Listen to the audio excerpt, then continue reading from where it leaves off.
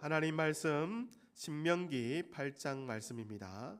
신명기 8장 1절에서 6절까지 우리 함께 한 절씩 교독하겠습니다. 내가 오늘 명하는 모든 명령을 너희는 지켜 행하라. 그리하면 너희가 살고 번성하고 여호와께서 너희 조상들에게 맹세하신 땅에 들어가서 그것을 차지하리라.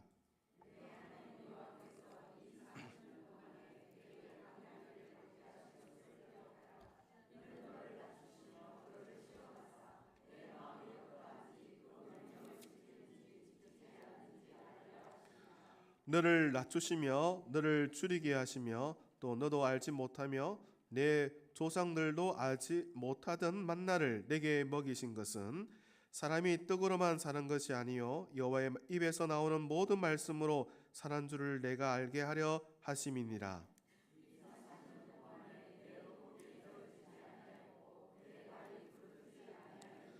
너는 사람이 그 아들을 징계함 같이 내 하나님 여호와께서 너를 징계하시는 줄 마음에 생각하고 내 하나님 여호와를 명령을 지켜 그의 길을 따라가며 그를 경외할지니라.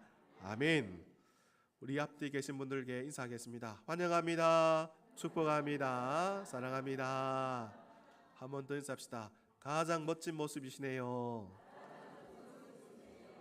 아멘이시죠?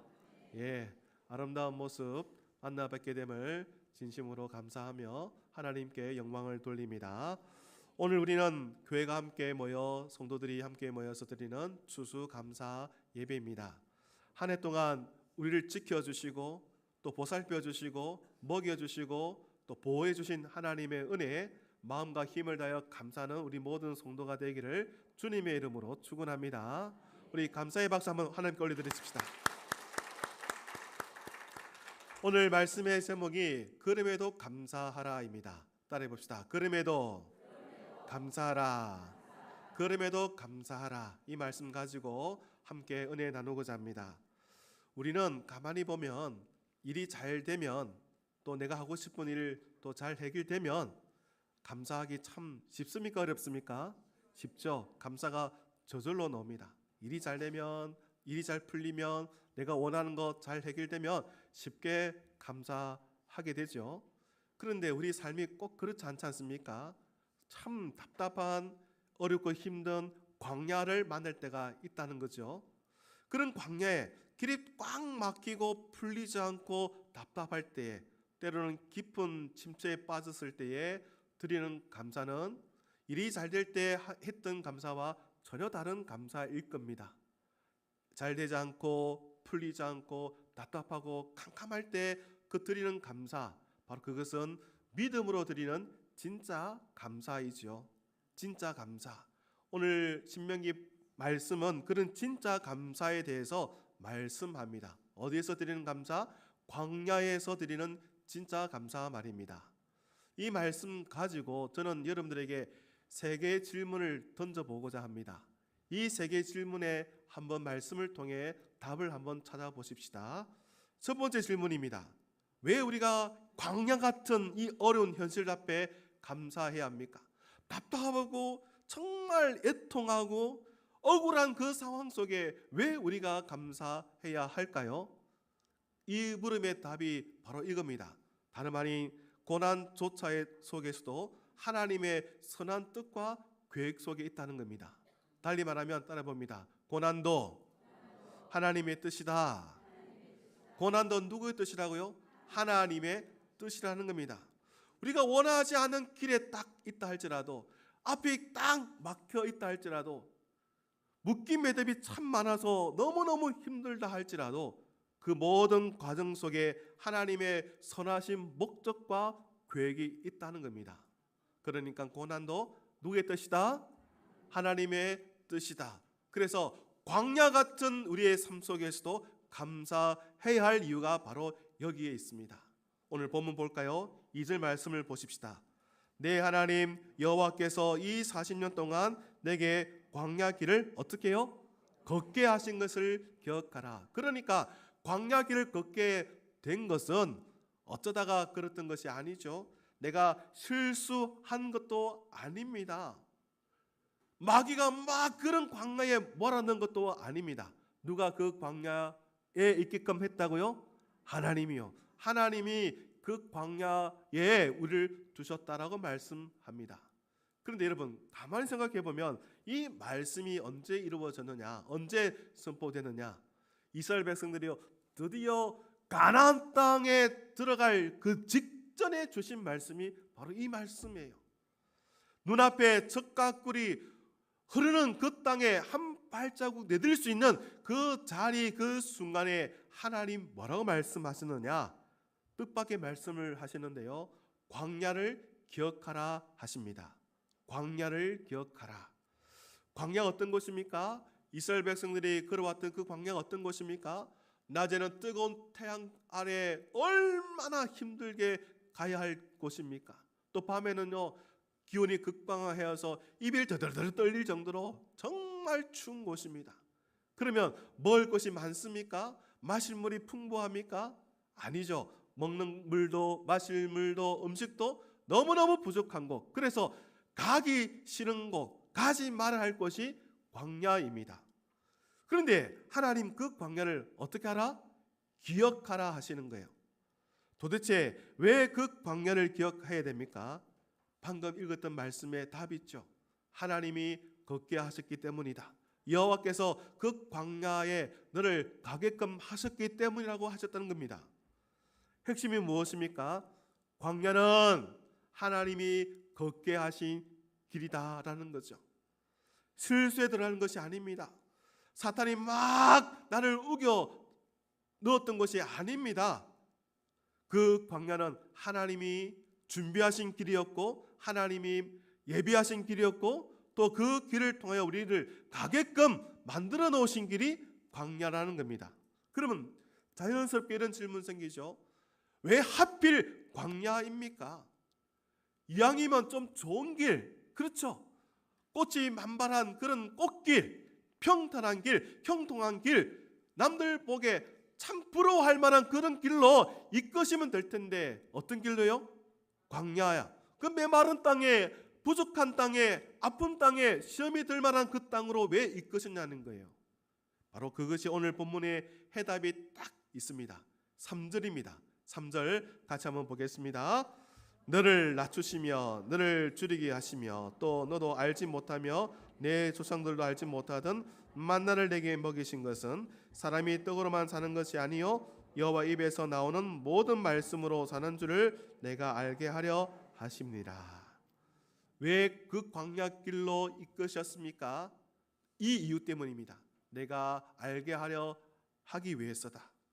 그러니까 이스라엘 백성들을 광야에 두신 것은 하나님이 이들을 벌하기 위해서 벌로 그곳에 두신 것이 아니라는 겁니다. 책망과 짓누르기 위해서 나 한번 고생해봐 그런 마음 가지고 하나님의 백성들을 그 어려운 광야에 몰고 가신 게 아니라는 겁니다. 무엇 때문입니까? 내게 알게 하려 하심이니라. 그러니까 그 광야를 통하여 이 백성들이 뭔가 깨닫게 하기 위해서 그 어려운 광야로 가게끔 하셨다는 거예요. 그러면 무엇입니까? 뭘 알아야 될까요? 바로 이겁니다. 너희는 떡으로 사는 존재가 아니야. 하나님으로 사는 존재들이야. 달리 말하면 내가 너희들을 책임지는 자야. 너희들 누가 책임진다고요? 하나님이 책임져. 내가 책임져. 그걸 알게끔 하기 위해서 이스라엘 백성들을 광야로 가게끔 하셨다는 겁니다. 여기서 우리는 감사의 본질을 배우게 되죠. 왜 광야에서도 감사할 수 있습니까? 그 이유는 분명합니다. 광야라서 감사하는 것이 아니라 그 광야에 하나님이 함께 하시기 때문입니다. 길이 좋아서 감사하는 것이 아니고요. 그 길을 인도하시는 분이 하나님이시기 때문입니다. 그러니 우리가 광야에서도 감사할 수 있는 거예요. 누구 때문에? 하나님 때문이에요. 답시다. 하나님 때문에. 어디서 감사한다고요? 광야 말입니다. 여러분, 이스라엘 백성들은 광야에서 늘 이런 생각을 가져들었습니다. 먹을 게 없는데 왜 감사해야 됩니까? 마실 물이 없는데 왜 감사해야 됩니까? 길이 너무너무 힘든데 왜 감사해야 합니까? 그때 하나님 말씀하십니다. 너희들이 감사할 이유가 뭐냐? 바로 너희를 지키고 인도한 나 여호와 때문이로다. 하나님 때문이라는 거예요. 하나님. 광야로 인도한 것 또한 내고 또 광야에서 먹인 분도 바로 여호와 하나님, 그러니까 하나님 때문에 감사하라고 하신 겁니다. 그러니까 여러분, 감사가 무엇입니까? 하나님 때문인 거예요. 하나님. 현절이 좋아서가 아닙니다. 형편이 좋아서가 아닙니다. 우리를 책임져 주시는 하나님 때문에 감사할 줄 믿습니다. 누구 때문에 감사한다고요? 하나님. 아멘입니까? 그래서 여러분, 우리 이렇게 고백해 보면 좋겠어요. 따라해 봅니다. 하나님, 내 형편이 광야 같아도 나를 책임져 주시는 하나님 때문에 감사합니다. 그렇습니다. 누구 때문에? 하나님 때문에. 아멘이시죠? 하나님 때문에 그럼에도 감사할 수 있는 거예요. 하나님 때문에 그럼에도 감사. 그 감사가 우리의 감사가 되기를 주님의 이름으로 축복합니다. 두 번째 질문입니다. 우리는 무엇을 감사해야 합니까? 무엇을 감사해야 될까요? 성경은 분명히 말합니다. 하나님의 공급하심을 감사하라는 겁니다. 하나님의 공급하심. 광야는 늘 부족한 곳이죠. 물도 부족하고 먹거리도 부족한 곳입니다. 정말 사람의 힘으로 도저히 살 수 없는 장소입니다. 그런데 바로 그런 자리에서 하나님이 이스라엘 백성들에게 큰 은혜를 베풀어 주셨는데요. 바로 무엇입니까? 3절을 다시 볼까요? 너도 알지 못하며 내 조상도 알지 못하던 뭘 먹이셨다고요? 만나를 먹이셨다. 중요한 표현이 있는데요. 너도 알지 못하고 또 너의 아버지, 할아버지, 조상들도 알지 못한다는 말입니다. 무슨 뜻일까요? 이 말은 한 번도 경험하지 못했던 것들을 한 번도 경험하지 못한 방식으로 너희들에게 이렇게 하겠다는 거예요. 그것이 무엇이었습니까? 만나죠, 만나. 하나님이 한 번도 경험하지 못하고 한 번도 상상하지 못했던 이 하나님의 채우심, 바로 그게 만나였습니다. 한 번도 경험하지 못하니까 뭔가 보았을 때 이게 뭐지? 이게 뭘까? 그런 궁금증을 가졌겠지요. 바로 그게 뭐냐? 만나입니다. 만나라는 것은 뭔가 물건에 지칭하는 물건의 이름이 아니고 이게 뭐야? 이게 뭐야? 그렇게 말하는 것이 뭐라고요? 만나라고요. 그게 무엇이었습니까? 달리 말하면요, 사람이 준비한 방식이 아니고 사람들이 예측한 때가 아니라 하나님의 때에 하나님의 방식으로 하나님께서 채우셨다는 거예요. 그러니까 만나가 무엇입니까? 단순히 먹거리 종류가 아니고요, 바로 그 의미는 하나님의 때에 하나님의 방식으로 하나님이 채우신다는 가장 중요한 증거이지요. 광야의 핵심이 무엇입니까? 그러니까 부족함이 아니라 그 부족함 속에서도 하나님의 때에 하나님의 방식으로 하나님이 그 부족함을 다 채워주신다. 하나님의 공급이라는 겁니다. 바로 그게 광야의 핵심입니다. 여러분, 이어서 4절도 한번 볼까요? 몇 절요? 4절 같이 읽어봅니다. 시작.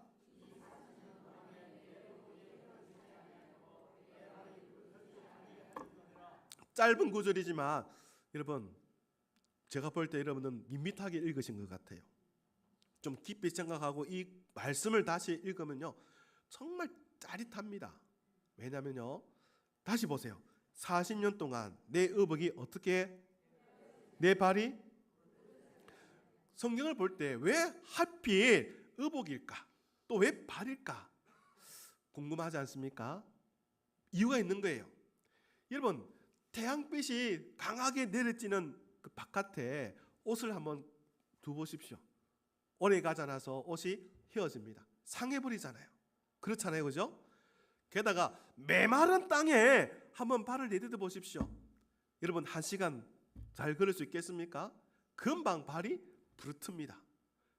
그런데 이런 강력한 햇빛과 그리고 차디찬 그 장소에서 옷이 어떻게 해요? 헤어지지 않고 또 발이요? 부르트지 않았다는 거예요. 몇 년 동안? 무려 40년 동안 말입니다. 4시간도 아니고 40년 동안 그 뜨거운 태양 앞에 의복은 헤어지지 않고 발은 부르트지 않았다는 거예요. 여러분, 이게 우연일까요? 기적일까요? 뭐죠? 너무 어렵습니까? 우연입니까? 기적입니까? 기적이죠. 기적. 어쩌다가 생긴 일이 아니고요.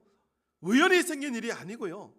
사람들이 그렇게 준비한 것 또한 아니고요. 모든 것 다 누가 하셨다는 거예요? 하나님이. 하나님. 할렐루야. 옷이 닳지 않고 발이 부르트지 않았던 이유, 4시간도 아니고 4일도 아니고 무려 몇 년요? 40년 동안 이런 일이 일어나게 된 근본적인 이유는 누가 지켜주셨기 때문에, 누가 보호해 주셨기 때문에, 누가 채워주셨기 때문에. 아멘이죠. 하나님이 지켜주셨기 때문인 줄 믿습니다.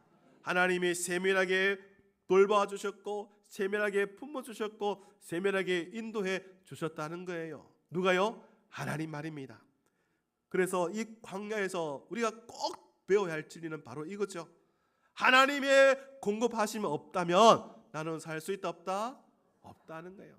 하나님이 공급해 주지 않으시면 한순간도 살 수 없는 존재들이라는 것을 깨닫게 되는 겁니다.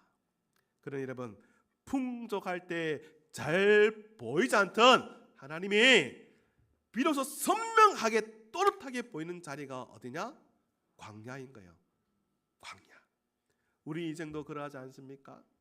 모든 게 잘 될 때는 누구의 힘으로? 내가.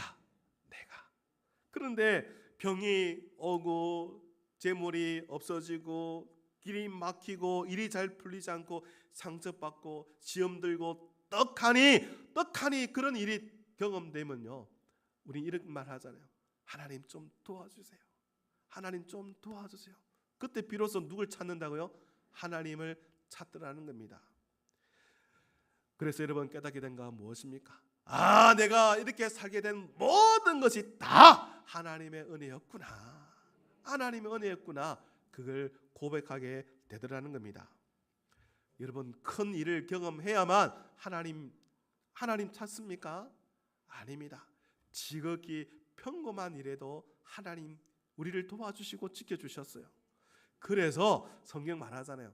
의복이 헤어지지 않고 발이 부르트지 않았더라. 큰 기적만 그런 것이 아니고 아주 상소하고 아주 소소하고 평범한 일에도 하나님이 그렇게 지켜주셨다는 거예요. 예를 들어 볼까요? 건강하다가 어느 날 몸이 아플 때 있잖아요. 그런데 몸이 시름시름 아프다가 웬걸 나도 하루아침에 이상하게 새 힘을 얻을 때 있지 않습니까? 시간이 지나니까 고쳐졌구나, 약을 먹으니까 고쳐졌구나, 그런 생각 갖기 쉬운데요, 아닙니다. 그렇게 자연적으로 치유된 것도 아니고요, 약 기운 때문에 힘을 얻는 것이 아니고 하나님이 회복의 만나를 주셨기 때문인 줄 믿습니다. 복잡한 출근길, 엊그제 뉴스 보니까 그 시장에 큰 트럭이 그렇게 급하게 가버려가지고 많은 분들이 다치거나 또 목숨을 잃지 않았습니까? 우리가 평범하게 여겼던 그 시장길에도 이런 일이 일어난다고요. 복잡한 출근길에 가도, 이런 평범한 길에도 다 시간을 보낸 후에 하루를 마칠 때에 오늘도 무사히, 여러분 그 생각 들 때에 누가 보호해 주셨을까요? 아멘이죠. 하나님이 보호해 주신 거예요. 바로 보이지 않게 하나님이 나를 딱 지켜주신 거예요. 그게 옷이 헤어지지 않는 은혜이지요. 아멘입니까? 정말 태산 같은 문제가 떡하니 있는 거예요. 쌍더미처럼 내 걱정과 고민들이 딱 있는 거예요. 잠을 자도 그 걱정 때문에 잠도 못 이루고요, 누워도 잠도 안 오고 먹어도 먹는 것처럼 느끼지 않을 때, 그럴 때 있지 않습니까? 꽉 막혀 있을 때요. 마음도 막히고 상도 꽉 막힐 때 말입니다. 그런데 어느 날 보니까 쑥 다 내려가 버린 거예요. 마음이 즐거운 거예요. 기쁜 거예요. 근데 상황은 여전함에도 불구하고 여러분, 그 평안 누가 주셨을까요? 아멘입니까? 여러분 다 경험들 해보셨잖아요. 내가 잊었던 그런 회복의 만나, 하나님 주신 그 헤어지지 않는 옷들, 평안들 다 경험들 하셨죠? 그게 다 누가 하신 겁니까? 하나님이 하신 거예요. 그러니까 감사는 여유가 있을 때만 배우는 게 아닙니다. 일이 잘 될 때만 드리는 고백도 아닙니다. 결핍의 자리에서, 꽉 막힌 그 절망의 자리에서, 길이 보이지 않는 그 자리에서, 정말 이제는 끝장났다라고 말할 수 있는 그 자리에서도 우리는 하나님 때문에 감사할 수 있는 거예요. 그러니 여러분 이렇게 한번 해볼까요? 부족해도 하나님 때문에 감사합니다. 아멘입니까? 부족해도 그럼에도 우리는 하나님 때문에, 하나님이 채워주시고 지켜주시고 이끌어주신 때문에 감사할 수 있습니다. 막막하십니까? 답답하십니까? 힘드십니까? 왜 이렇게 힘들고 어렵냐고 하나님께 원망하고 싶으십니까? 그러면 먼저 이 고백을 해 보십시오. 그럼에도 감사합니다. 그럼에도 감사합니다. 그 고백이 답답한 현실을 바꾸어서 여러분들에게 보게 될 줄 믿습니다. 자, 함께 보았던 내용이 무엇입니까? 왜 우리가 감사해야 할지를 보았고요. 또 그 감사의 내용도 함께 살펴보았습니다. 마지막 질문입니다. 그러면 이 감사가 끊임없이 우리에게 이어질 방법은 무엇일까요? 어떻게 하면 원망과 불평이 아닌 감사로 우리 삶을 지켜나갈 수가 있을까요?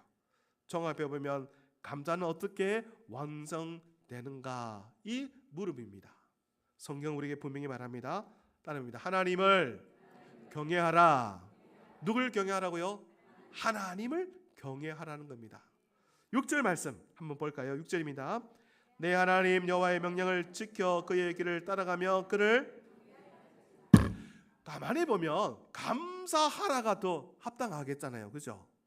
하나님 먹을 것 주고 입혀주시고 또 지켜주시니 하나님 감사합니다 감사합니다라고 딱 마치면 참 좋을 텐데 그게 마땅한 것 같은데 성경을 딱 보니까 뭐라고 되어 있습니까? 그가 누굽니까? 지켜주신 하나님이잖아요. 나를 그 광야 속에서 하나님 알게끔 해주신 분이잖아요. 그런 하나님을 감사하라가 아니고요, 뭐라고요? 경외하라는 겁니다. 무엇 때문일까요? 감격적인 감동적인 그런 감사가 아닌 왜 경외하라고 하나님 말씀하셨을까요? 궁금하지 않습니까? 그 이유가 있습니다. 감사라는 건요, 감정에 머물러 드린 그 감사는요 수시로 바뀌거든요. 기분이 좋아서 감사하면요 기분이 나쁠 때 감사가 잘 안 돼요. 일이 잘 풀렸을 때 감사하면요 일이 풀리지 않을 때 감사하기 쉽지 않기 때문입니다. 형편이 나아지면 금방 감사할 것 같아도요 형편이 나빠지면요 감사하지 않는 게 우리 인생들입니다. 감사하는 것은요 무엇입니까? 감정에 우러나는 그 감사는요 파도처럼 올라갔다 내려갔다 하는 거예요. 여러분 표정이 그렇지 않습니까? 표정을 보면 좋았다 나빴다가 수시로 뒤바뀌잖아요. 옆에 분 보세요. 지금 좋은 표정인지 나쁜 표정인지 뜰뜰한 표정인지. 우리의 감정이요 그렇게 바뀐다고 수시로. 그런데 경외는 다릅니다. 경외가 뭐냐? 하나님을 하나님으로 인정하는 거예요. 경외가 뭐냐? 삶의 전체 방향을 딱 하나님께 고정하는 거예요. 나침반이 딱 북쪽을 향해서 있는 것처럼 하나님에게만 집중하고 방향을 딱 맞추는 게 경외입니다. 그러니 이 경외는 흔들리지 않습니다. 상황에 따라 환경에 따라 조건에 따라 변하지 않습니다. 왜냐하면 진짜 감사는 그런 감정에 이끌린 그런 표현이 아니라 하나님을 경외할 때 이루어지기 때문입니다. 이 경외는요 하나님과의 관계 속에서 이루어지는 거예요. 그러니까 하나님을 하나님으로 인정하고 모시는 사람들이 할 수 있는 것이 하나님을 경외하는 거예요. 여러분들이 하나님을 경외하는 성도인 줄 믿습니다. 그래서 하나님 우리에게 말씀하시잖아요. 내 하나님 여호와의 명령을 지켜 그의 길을 따라가며 그를 어떻게 할지라? 경외할지니라. 좋은 날에만 감사하는 것이 아니라는 겁니다. 형편이 넉넉할 때만 감사하는 것이 아니라는 겁니다. 감사의 제목이 도저히 보이지 않는 그런 형편에 있다 할지라도 누굴 바라보면서, 그렇죠, 꽉 막힌 현장에 도저히 도움의 손길을 찾아볼 수 없을지라도 누굴 바라보면서요? 하나님을 바라보며 감사하라는 거예요. 광야 같은 자리에서도, 부족한 자리에서도, 막막한 자리에서도 하나님을 경외하면, 하나님께 집중하면, 하나님을 바라보면 감사가 흘러나올 줄 믿습니다. 그러니 감사는요, 우리 마음을 꽉 붙들어서 하나님을 바라보게끔 하고요, 그 바람을 통하여서 하나님의 영광을 돌릴 수 있는 경외의 열매가 맺혀지는 되는 겁니다. 여러분, 그러니 하나님을 경외하는 마음으로 살면 우리의 삶은 반드시 감사로 맞춰질 수가 있습니다.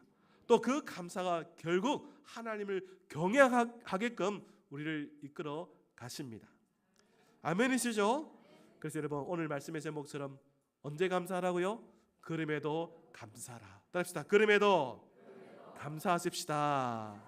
이 감사가 우리의 고백이 되고 우리의 삶이 되고 하나님을 향해 올려 드릴 수 있는 우리의 믿음이 되기를 주님의 이름으로 축원합니다. 기도하겠습니다. 하나님, 그럼에도 감사하라 말씀하셨습니다.